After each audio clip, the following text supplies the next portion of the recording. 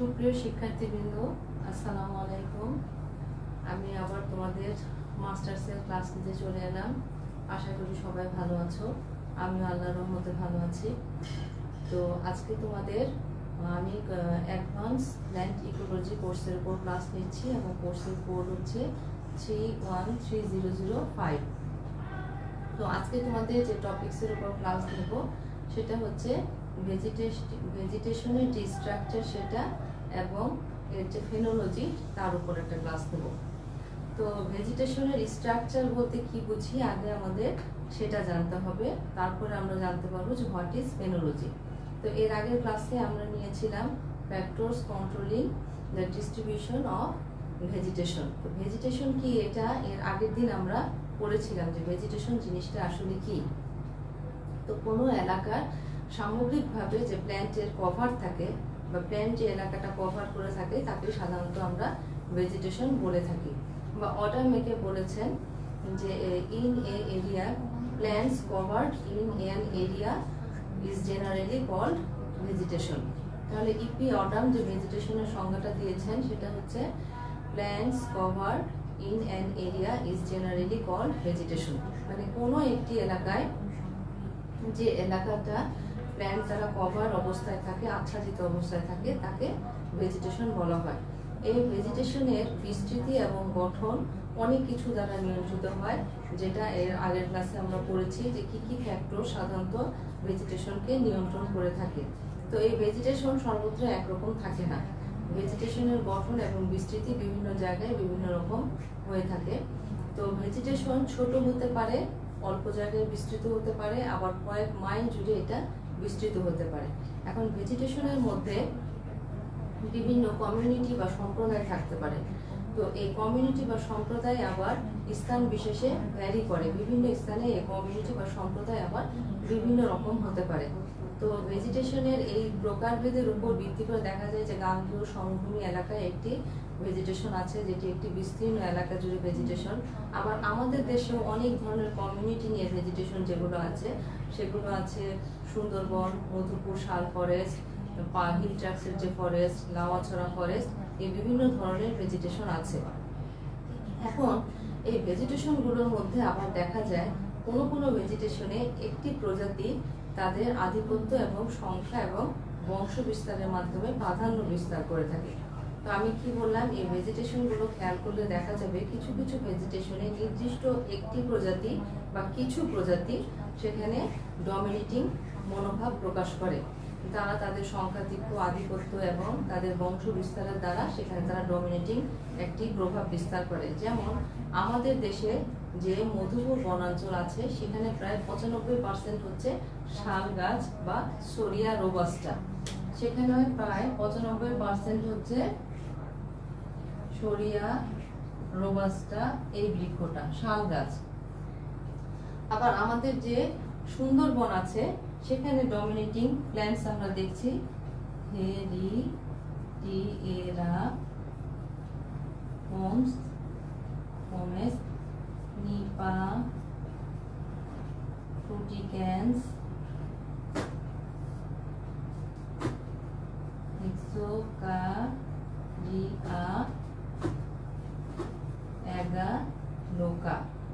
তাহলে আমরা দেখলাম যে কিছু কিছু ভেজিটেশন আছে যেখানে একটি একক প্রজাতি ডমিনেটিং করে, আবার কিছু কিছু ভেজিটেশন আছে যেখানে 2-3টি প্রজাতি ডমিনেটিং করতে পারে। এরকম একটি ভেজিটেশন দেখলাম মধুপুর শাল ফরেস্ট, যেখানে 95% হচ্ছে আমার শাল গাছ, সরিয়া রোবাস্টা, এবং আরেকটি আমি দেখলাম যে সুন্দরবন, যেখানে ডমিনেটিং করছে হেরিটেরিয়া, পমেস, নিপা, ফ্রুটিক্যান্স, এক্সোকারিয়া, অ্যাগালোকা, এই প্ল্যান্টসগুলো। তো ভেজিটেশনের স্ট্রাকচার বলতে আমরা কি বুঝি? ভেজিটেশনের স্ট্রাকচার বলতে আসলে বোঝায় যে একটি ভেজিটেশনে যে প্রজাতির বৈচিত্র্যতা থাকে, স্পেসিস ডাইভার্সিটি থাকে, সেখানে একটি ভেজিটেশনের প্রজাতির কি ধরনের স্পেসিস ডাইভার্সিটি থাকে, তার যে ঘনত্ব, বিন্যাস, সে সমস্ত প্রজাতির আকার আকৃতি, তাদের সংখ্যা, এই সব কিছুকে সামগ্রিকভাবে বলা হয় ভেজিটেশনের স্ট্রাকচার বা ভেজিটেশনের গঠন। তাহলে আমি কি বলছি যে কোনো একটি এলাকার ভেজিটেশনের স্ট্রাকচার বলতে বোঝায় সেই এলাকার জীব সম্প্রদায়ের মধ্যে বা প্রজাতির মধ্যে কি ধরনের স্পেসিস ডাইভার্সিটি আছে, তাদের আকার আকৃতি, তাদের সংখ্যা, তাদের ঘনত্ব এবং তাদের বিন্যাস, এই সমস্ত বিষয় যদি আমি পর্যালোচনা করি সেটা হচ্ছে ভেজিটেশন স্ট্রাকচার।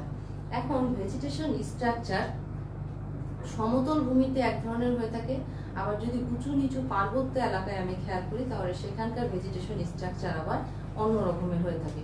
সমতল ভূমিতে সাধারণত ভেজিটেশন স্ট্রাকচারের ক্ষেত্রে স্তর বিন্যাস একটু কম দেখা যায়, তবে এটাও আবার স্থান ভেদে বিভিন্ন হয়ে থাকে, যেটা আমি একটু পরে বলবো। সাধারণত পাহাড়ি এলাকায় ভেজিটেশনের যে স্তর বিন্যাস হয় সেখানে বৈচিত্র্য অনেক বেশি। যেমন এখানে আমি একটা কথা বলতে পারি, আমি যদি হিমালয়ের চূড়া থেকে তার পাদদেশ পর্যন্ত ভেজিটেশন চিন্তা করি, দেখা যাবে সেখানে অনেকগুলো স্তরায়নের সৃষ্টি হয়েছে এবং যত ঠান্ডার প্রকোপ বৃদ্ধি পায় তত সেখানে ডাইভার্সিটির পরিমাণ কমতে থাকে। তাহলে আমি কি বললাম যে সমতল ভূমির চাইতে যদি পাহাড়ি এলাকা বা উঁচু নিচু এলাকা, সেই সমস্ত জায়গায় ভেজিটেশনের সমান্তরাল কিছু স্তর বিন্যাসের সৃষ্টি হয় এবং একটি সমান্তরাল স্তর থেকে আরেকটি সমান্তরাল স্তরে স্পিসিস ডাইভার্সিটি এবং ভেজিটেশনের যে তারতম্য এটা অনেক বেশি হয়। তো এই জিনিসটা আমরা যদি কোনো প্রেরি বা সাভানার ক্ষেত্রে খেয়াল করে থাকি, সেখানে সাধারণত দেখা যায় প্রেরি বা সাভানাগুলো সাধারণত পোয়েসি বা গ্রামীণী গোত্রের ঘাসের সমন্বয় হয়ে থাকে। আমি কি বলছি একটু খেয়াল করো, আমি বললাম যে প্রেরি বা সাভানা এলাকার যে ভেজিটেশনগুলো সেগুলো সাধারণত পোয়েসি বা গ্রামীণীর যে ঘাসগুলো সেগুলো সেখানে ডমিনেটিং করে এবং সেখানে যদি আমি সমান্তরাল স্তর বিন্যাস করে থাকি দেখা যায় যে 2-3টি স্তর বিন্যাসের মতো সেখানে পাওয়া যায়। কিন্তু আমি যদি কোনো প্রতিষ্ঠিত সমৃদ্ধ গভীর অরণ্য খেয়াল করি, ঠিক একইভাবে আমি যেটা বলেছিলাম যে পাহাড়ি এলাকায় যেরকম দেখা যায় ঠিক তেমনি যদি আমি একটি গভীর প্রতিষ্ঠিত অরণ্য খেয়াল করি যেটি সাধারণত কয়েক মাইল পর্যন্ত বিস্তৃত হতে পারে, এই ধরনের যে ভেজিটেশন গুলো সেখানে সাধারণত 6-7 ধরনের সমান্তরাল স্তর বিন্যাস থাকতে পারে, যেটা আমি সাধারণত ট্রপিক্যাল রেইন ফরেস্টে দেখে থাকি। তো এই ধরনের ভেজিটেশনে অনেক ধরনের আমি প্রজাতির যে ভেরিয়েশন সেটা অনেক বেশি পাওয়া যায়। তো এই ধরনের প্রতিষ্ঠিত গভীর অরণ্যে সাধারণত স্পিসিস ডাইভার্সিটি, মাটিতে হিউমাসের পরিমাণ এবং কিছু প্রজাতি থাকে অনেক বড় আকারের এবং এখানে যে জীবন চক্র এবং খাদ্য চক্র পাওয়া যায় সেগুলো বেশ জটিল এবং দীর্ঘ হয়। তাহলে আমি কি বলছি যে কোনো প্রতিষ্ঠিত বনভূমিতে দেখা যায় যে সেখানে যে ভেজিটেশনের স্ট্রাকচার, সেই স্ট্রাকচারের মধ্যে অনেক তারতম্য হয় যদি আমি সহজ ভাষায় বলতে চাই। আবার সেখানে দেখা যায় যে সেখানে স্তর বিন্যাস অনেক জটিল এবং সেই স্তর বিন্যাসের বিভিন্ন যে উদ্ভিদ সম্প্রদায় থাকে তাদের বৃদ্ধির ধরন হয় বিভিন্ন রকম। তো আমার আজকের যে টপিক সেই টপিকের আমি এখন যে অংশটা পড়াচ্ছি সেটা আসলে পড়াচ্ছি আমি ভেজিটেশন স্ট্রাকচার, এখনো কিন্তু আমি ফেনোলজিতে যাইনি। তাহলে আমি ভেজিটেশন স্ট্রাকচারে যেটা বলছি সেটা হচ্ছে যে ভেজিটেশন স্ট্রাকচার জটিল আকার ধারণ করে সাধারণত যখন সেখানে সমান্তরালে কিছু স্তর বিন্যাস দেখা যায়। তো এই স্তর বিন্যাস গভীর অরণ্যে, প্রতিষ্ঠিত অরণ্যে বা একটি পুরাতন অরণ্যে অনেক জটিল হয় এবং প্রতিটি স্তর বিন্যাসের বৃদ্ধির ধরন বিভিন্ন রকম হয়। এবং আরেকটি কথা এখানে বলা অত্যন্ত গুরুত্বপূর্ণ, সেটি হচ্ছে এই ধরনের প্রতিষ্ঠিত বনাঞ্চলে স্পিসিস ডাইভার্সিটি, প্রজাতির কিছু প্রজাতির আকৃতি অনেক বড় থাকে, তাদের সংখ্যাধিক্য, তাদের গঠন, বিন্যাস এবং এখানে যে খাদ্য চক্র এবং জীবন চক্র পাওয়া যায় সেগুলো বেশ দীর্ঘ এবং জটিল হয়।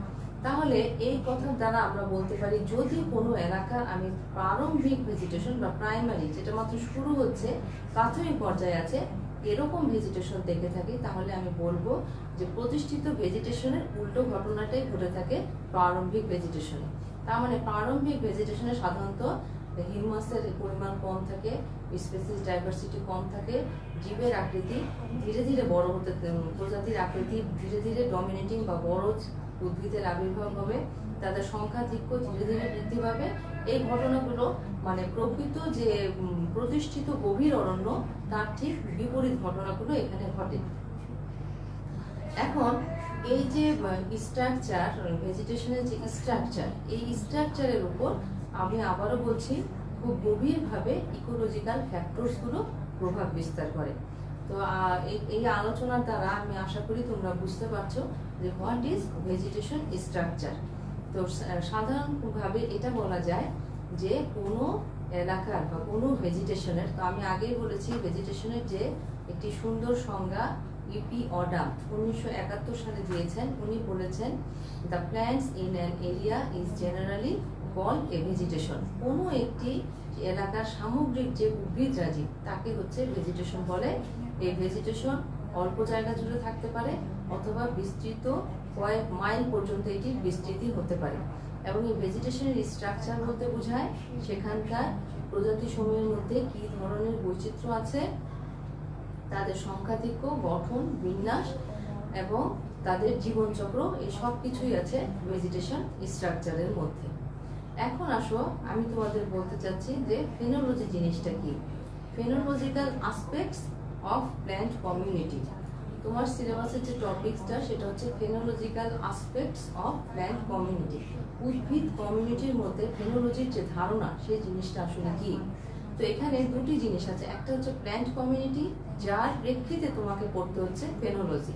তো প্রথমে তোমার জানতে হবে যে হোয়াট ইজ প্ল্যান্ট কমিউনিটি এবং এই কমিউনিটির উপরে ফেনোলজির অ্যাসপেক্টটা কি বা এর সাথে এর প্রভাব কি সেই জিনিসটা আমাদের জানতে হবে। তো প্রথমেই আমরা যদি একজন প্রাইমারি স্টেজ থেকে শুরু করি, বায়োস্ফিয়ার সম্বন্ধে আশা করি তোমাদের সবার একটা ধারণা আছে। তো আমি প্রত্যেক ক্লাসেই বলি যে হোয়াট ইজ বায়োস্ফিয়ার। আমি বলেছিলাম যে টপোস্ফিয়ারের 5.5 কিলোমিটার এবং হাইড্রোস্ফিয়ারের 6 থেকে 7 কিলোমিটার গভীর পর্যন্ত আমার যে জীবমণ্ডল আছে তাকে বায়োস্ফিয়ার বা বায়োটা বলা হয়। এখন এই বায়োস্ফিয়ারের কোনো নির্দিষ্ট এলাকায় মানে একই পরিবেশে কোনো এই বায়োস্ফিয়ারের একই রকম একটি পরিবেশে ধরছি, কোনো একটি নির্দিষ্ট এলাকার একই রকম পরিবেশে যে সমস্ত জীব বসবাস করে, জীব সম্প্রদায় বসবাস করে, তাদেরকে বায়োটিক কমিউনিটি বা জীব সম্প্রদায় বলে। তো এখন এটাকে আমি অন্যভাবেও বলতে পারি, কোনো একটি নির্দিষ্ট এলাকায় যে সমস্ত জীব সম্প্রদায় সমষ্টিগতভাবে বসবাস করে তাদেরকে বায়োটিক কমিউনিটি বলে। এখন এই বায়োটিক কমিউনিটির মধ্যে যদি আমার শুধু উদ্ভিদকে নিয়ে আলোচনা করি তাহলে সেটাই হচ্ছে প্ল্যান্ট কমিউনিটি। তাহলে আমি কি বলছি যে বায়োটিক কমিউনিটির যে পোর্শনটা হচ্ছে উদ্ভিদ, সেটাই হচ্ছে প্ল্যান্ট কমিউনিটি। তাহলে বায়োটিক কমিউনিটিতে উদ্ভিদ এবং প্রাণী উভয় প্রকার জীবই পারস্পরিক সহনশীলতা এবং উপকারিতার মাধ্যমে বসবাস করে। তাহলে আমি কি বললাম যে বায়োটিক কমিউনিটির মধ্যে উদ্ভিদ এবং প্রাণী উভয়ই পারস্পরিক সহযোগিতা এবং উপকার করবে একে অপরের এবং সহনশীলতার মাধ্যমে বসবাস করবে। তো এখন এই বায়োটিক কমিউনিটির মধ্যে যে প্ল্যান্ট কমিউনিটি আছে, সেই প্ল্যান্ট কমিউনিটির লাইফ ফর্ম কিন্তু বিভিন্ন রকম। তার যে জীবন পদ্ধতি, সেই জীবন পদ্ধতিটা বিভিন্ন রকম। তো এই জীবন চক্রে আমি কোনো এলাকার জলবায়ুর উপর ভিত্তি করে কোনো এলাকার উদ্ভিদের যে সে কিভাবে তার অঙ্কুর উদ্গম হয়, তার বৃদ্ধি হয়, তার পুষ্পায়ন হয়, তার পরাগায়ন হয়, তার ফল বীজ সৃষ্টি হয় এবং সে পরিপক্কতা লাভ করে, এই সমস্ত কিছু নিয়ে যেখানে আলোচনা করা হয় তাকে বলা হয় ফেনোলজি। তো আমি আবার বলছি, খেয়াল করো, কোনো এলাকার জলবায়ুর প্রেক্ষিতে সেখানকার প্ল্যান্ট যে কমিউনিটি সেটির মধ্যে কিভাবে তার অঙ্কুরোদ্গম হয়, তার বৃদ্ধি হয়, তার পরাগায়ন হয়, তার পুষ্পায়ন হয়, তার ফল সৃষ্টি হয় এবং বীজের বৃদ্ধি বিকাশ হয়, এই সব কিছু নিয়ে যেখানে আলোচনা করা হয় তাকে বলা হয় ফেনোলজি। আমি এই ফেনোলজি শব্দটি প্রথম বলেছেন ফিনার নামক একজন সায়েন্টিস্ট 1998 সালে।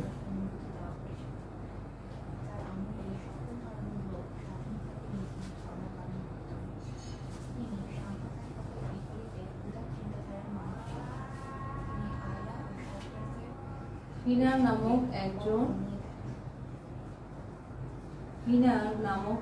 সায়েন্টিস্ট 1998 সালে সর্বপ্রথম এই ফেনোলজি শব্দটির কথা বলেছেন। তো উনি প্রথম এই ফেনোলজি শব্দটার কথা বলেছেন। তো ফেনোলজি আসলে কি? সময়ের সাথে সাথে উদ্ভিদের জীবনে যে সমস্ত তার ঘটনাপুঞ্জি ঘটতে থাকে এর সাথে একটি সময় জড়িত থাকে। ফেনোলজি কথাটার সাথে একটা টাইম থাকবে। ফেনোলজি এই ফেনোলজি হচ্ছে উদ্ভিদের জীবনে, উদ্ভিদ তার জীবনে সময়ের সাথে সাথে যেসব ঘটনাপঞ্জি ঘটায়, যেসব ঘটনা ঘটায় সেগুলোই আসলে ফেনোলজি। সময়ের সাথে সাথে তার জীবনে যেসব ঘটনা ঘটে, তো এই ফেনোলজিকে আসলে আমরা পিরিয়ডিসিটিও বলতে পারি। তো পিরিয়ডিসিটির সাথে কিন্তু আবার জেনেটিক বৈশিষ্ট্য গভীরভাবে সম্পর্কযুক্ত।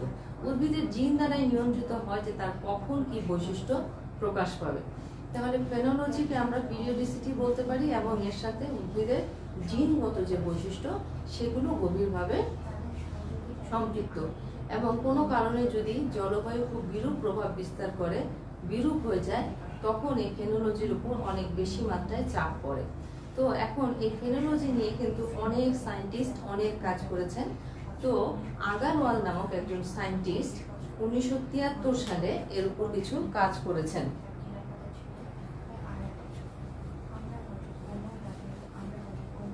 তো ফেনোলজিকে আসলে আমরা কি বলতে পারি? Phenology is the calendar of events in the life of the plants, in the life history of the plants. তাহলে ফেনোলজি হচ্ছে একটি ক্যালেন্ডার, উদ্ভিদের জীবনের একটি ক্যালেন্ডার, ঘটনাপঞ্জি, এবং এর সাথে সময়ের সম্পৃক্ততা আছে। তো আগারওয়াল 1968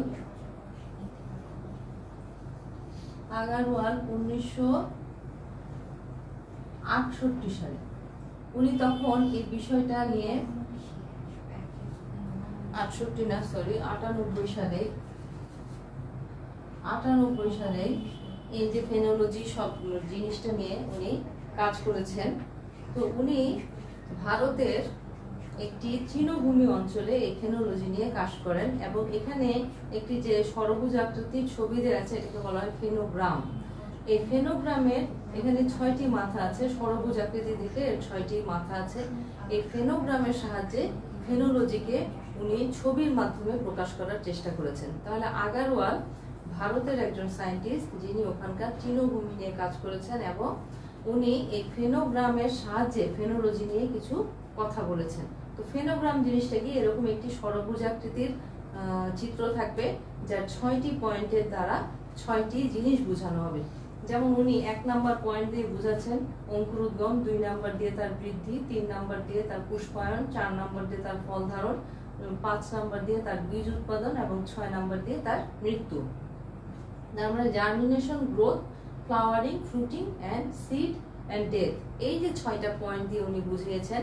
তো এই 6টা এই ফেনোগ্রামের সাহায্যে উনি ওই এলাকার কিছু উদ্ভিদের জীবনের ঘটনাকে বোঝাতে চেয়েছেন। তো উনি প্ল্যান্টগুলোর নাম লিখেছেন এক পাশে এবং এখানে মাসের নাম লিখেছেন, যেমন March, July, August, September, October, December. তো এখানে উনি শুধু এই ফেনোগ্রামের ছবিগুলো এঁকেই এই উদ্ভিদ সম্পর্কে সবকিছু বোঝানোর চেষ্টা করেছেন। যেমন আমরা যদি প্রথম ছবিটা দেখি, এই ফেনোগ্রামের দ্বারা উনি বোঝাচ্ছেন যে মার্চে তার জার্মিনেশন হয় এবং তার গ্রোথ হয়। এখানে দুটি যে টিক চিহ্ন দেওয়া আছে, দুটি মাথা, সে তার দ্বারা বোঝাচ্ছে যে তার জার্মিনেশন হয় এবং তার গ্রোথ হয়। পরবর্তীতে দেখাচ্ছে যে এই জুলাই পর্যন্ত তার গ্রোথটা চলতে থাকে, জুলাই অগাস্ট পর্যন্ত তার গ্রোথ চলে এবং এই সময় সেপ্টেম্বরের দিকে তার ফ্লাওয়ারিং হয় এবং ফ্রুটিং হয়। এরপরে অক্টোবরের দিকে তার এখানে দেখা যাচ্ছে যে সেখানে সিড ডেভেলপ করছে এবং ডিসেম্বরে এই প্ল্যান্টটা মারা যায়। তো এই সমস্ত ছবির মাধ্যমে উনি যে ডিজিটারিয়া মার্জিনাটা, এটা হচ্ছে একটা তৃণ জাতীয় প্ল্যান্ট, এই প্ল্যান্টের শুধুমাত্র এই ফেনোগ্রামের মাধ্যমে উনি বোঝাতে চেয়েছেন যে এই প্ল্যান্টের জীবন চক্রের কোন সময়ে কোন ঘটনাটা ঘটে। এই জিনিসটাই আসলে এটা হচ্ছে একটা ক্যালেন্ডার, এটাকে বলছে কি ক্যালেন্ডার একটা, যার মাধ্যমে উদ্ভিদের জীবনে কি কি ঘটনা ঘটে সেগুলো পর্যায়ক্রমিকভাবে জানা যায়।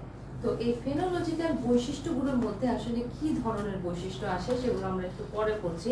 তো আমি তোমাদের সহজ কিছু উদাহরণ দিলে তোমাদের এই ফেনোলজি জিনিসটা বুঝতে আরো সুবিধা হবে। যেমন আমি যদি আমাদের দেশের মধুপুর শাল ফরেস্টের কথা চিন্তা করি, যেখানে ভেজিটেশন স্ট্রাকচারের ক্ষেত্রে দেখা যায় যে সেখানে 95% ডমিনেটিং হচ্ছে সরিয়া রোবাস্টা বা শাল বৃক্ষ, তাহলে আমি সেটার ফেনোগ্রাম আঁকার আগে চেষ্টা করব, কারণ সেটাই সেখানে ডমিনেটিং প্ল্যান্ট, সুতরাং সেটার ফেনোলজি নিয়ে আমি আগে কাজ করব।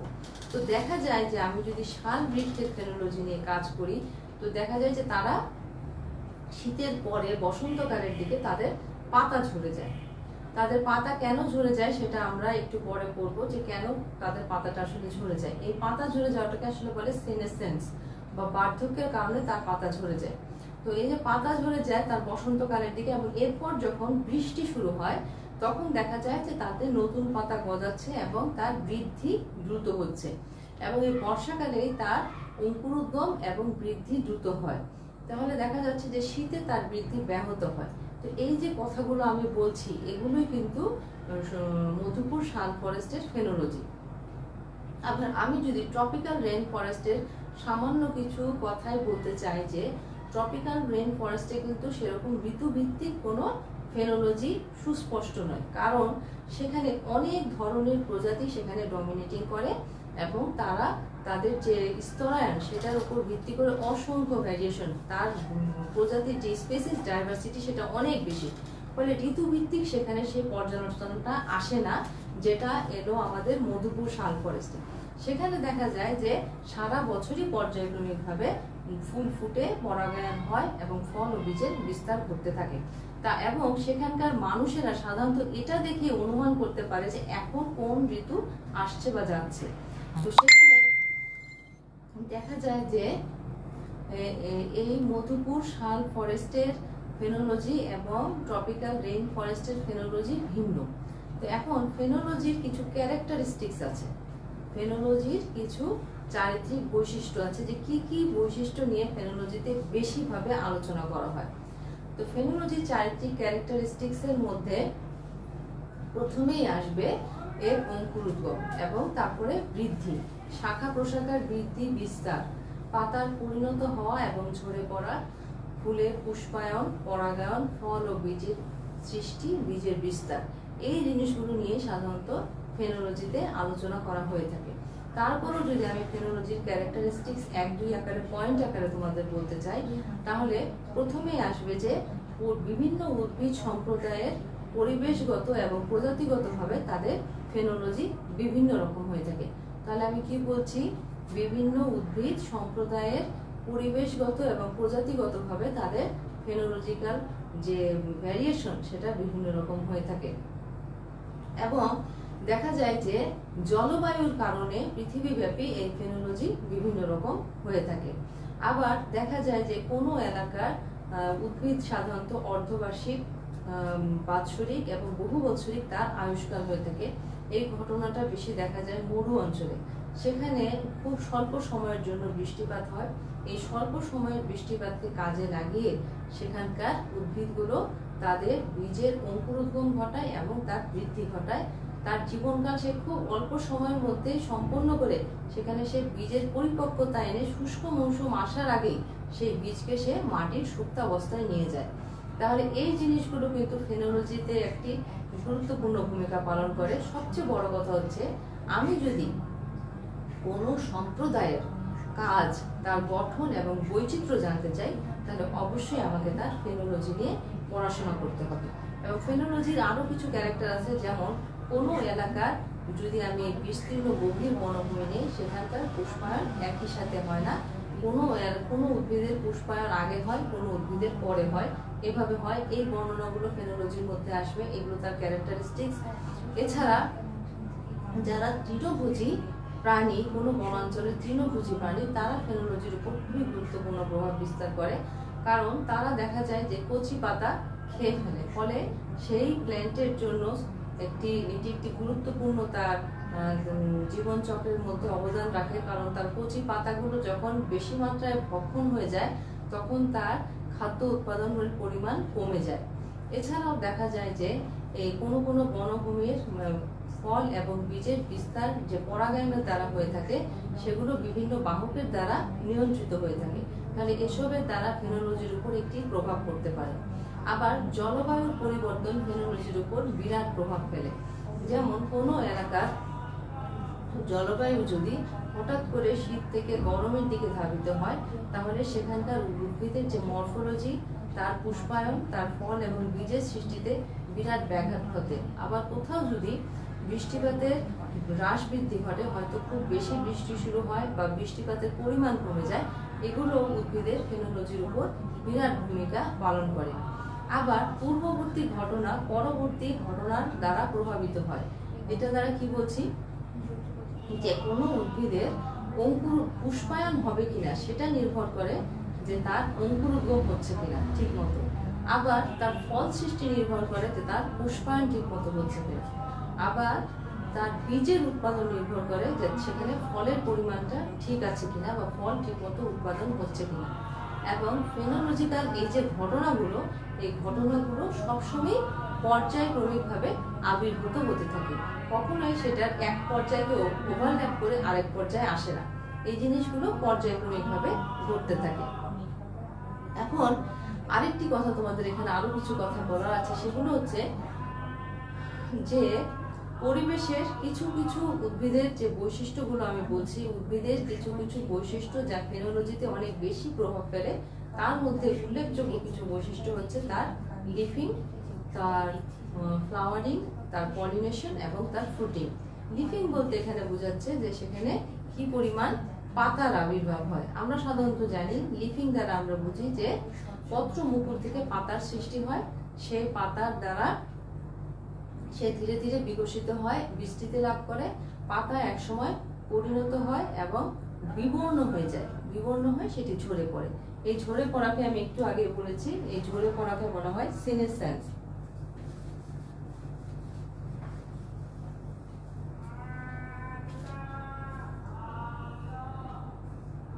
সিনেসেন্স, এই যে পাতার ঝরে পড়া, এই ঝরে পড়াকে বলা হয় সিনেসেন্স। তো এই জিনিসটা হচ্ছে লিফিং।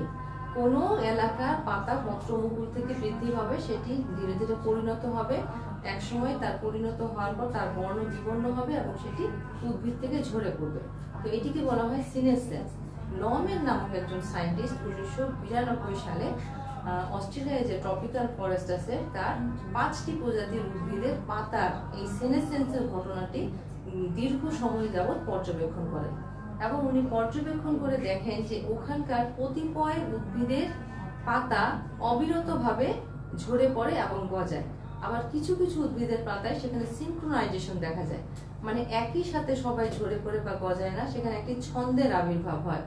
সাধারণত এই ধরনের সিনক্রোনাইজেশন ক্রান্তীয় অঞ্চলের যে বনভূমি, চিরসবুজ বনভূমি, সেই সব জায়গায় দেখা যায়।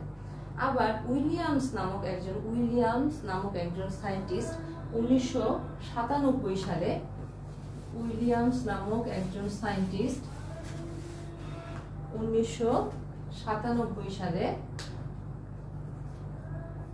উইলিয়ামস নামক একজন সায়েন্টিস্ট 1997 সালে বলেছেন যে চিরসবুজ বনভূমির যে পাতা ঝরে পড়ে সেটার দ্বারা শুষ্কতার কোনো প্রভাব থাকে না, শুষ্কতা সেখানে কোনো প্রভাব ফেলে না। কিন্তু আবার লভব্রি নামক একজন সায়েন্টিস্ট 1994 সালে বলেছেন যে পত্রঝরা বনাঞ্চলের যে সমস্ত পাতা ঝরে পড়ে তাদের যে লিফ ওয়াটার পোটেনশিয়াল, সেটা দ্বারা এই পাতা ঝরে যাওয়াটা অনেকটা নির্ভর করে। তাহলে আমি কি বলছি, উইলিয়ামস বলেছেন যে চিরসবুজ বনভূমির পাতা ঝরে পড়ার সাথে শুষ্কতার কোনো সম্পর্ক নেই, কিন্তু লভব্রি 1994 সালে বলেছেন যে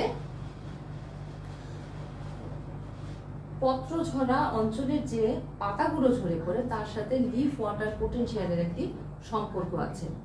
এবং আমি আগে তোমাদের যখন ফেনোলজিক্যাল ক্যারেক্টারিস্টিক্স পড়াচ্ছিলাম তখন বলেছি যে তৃণভোজী যে সমস্ত প্রাণী তারা এই ফেনোলজির সাথে গভীর সম্পর্ক আছে, কারণ তারা যেহেতু তাদের সংখ্যাধিক্য যদি বেড়ে যায় তাহলে তারা একটি নির্দিষ্ট উদ্ভিদ প্রজাতির পাতা কিন্তু প্রতি পাতা তারা খেয়ে ফেলে, ফেনোলজিক্যাল যে তার ক্যারেক্টারিস্টিক সেখানে একটি গুরুত্বপূর্ণ প্রভাব ফেলে। এখন আসি আমি লিফিং এর পরে আছে ফ্লাওয়ারিং। তো আমরা জানি উদ্ভিদের ফুল সৃষ্টির সাথে অনেকগুলো ফ্যাক্টর আছে, তার চারিত্রিক জেনেটিক্যাল কিছু ক্যারেক্টার তো থাকেই, এছাড়াও জলবায়ু, পরিবেশগত প্রভাব, তাপমাত্রা, আর্দ্রতা, হরমোন, এই জিনিসগুলো উদ্ভিদের ফ্লাওয়ারিং এর ফটোপিরিয়ডিজম, এই জিনিসগুলো উদ্ভিদের ফ্লাওয়ারিং এর সাথে গুরুত্বপূর্ণভাবে জড়িত। তারপরেও দেখা যায় গ্রীষ্মমণ্ডলীয় যে সমস্ত বনভূমি তাদের ফেনোলজি যদি আমি অবজার্ভ করি দেখা যায় যে সেখানে সাধারণত শুষ্ক এবং আর্দ্র আবহাওয়ার মাঝামাঝি যে একটা আবহাওয়া থাকে সেই সময় সেখানে ফুল বেশি ফুটতে স্বাচ্ছন্দ্য বোধ করে। আবার নাতিশীতোষ্ণ অঞ্চলের বনভূমিতে দেখা যায় যে সাধারণত বসন্তকালের দিকে ফুল ফুটে, যেটা সাধারণত আমাদের মধুপুর শাল ফরেস্টে দেখা যায়। আবার অ্যালপাইন অঞ্চলের যে বনভূমিগুলো রয়েছে, অ্যালপাইন অঞ্চল বলতে আমি তোমাদের আগে বলেছি, অ্যালপাইন অঞ্চল হচ্ছে শীত প্রধান অঞ্চলের যে বনভূমিগুলো, সেখানে শীতের পরে যখন শীত এবং গরমের মাঝামাঝি একটা সময় আসে সেই সময়ে ফ্লাওয়ারিংটা বেশি হয়। তো এই সমস্ত বিষয়গুলো কিন্তু ফেনোলজির ক্ষেত্রে অত্যন্ত গুরুত্বপূর্ণ ভূমিকা পালন করে। এছাড়াও আছে তোমার পলিনেশন। এরপরে আসে পলিনেশন। এমন কিছু প্ল্যান্টস আছে যেগুলো একই বাহক দ্বারা অনেকগুলো প্ল্যান্টের পলিনেশন নির্ভর করে। সুতরাং তখন দেখা যায় যে বাহকের মধ্যে একটা প্রতিযোগিতা শুরু হয়, যে হাওয়াই দ্বীপপুঞ্জের আমি কিছু গাছ জানি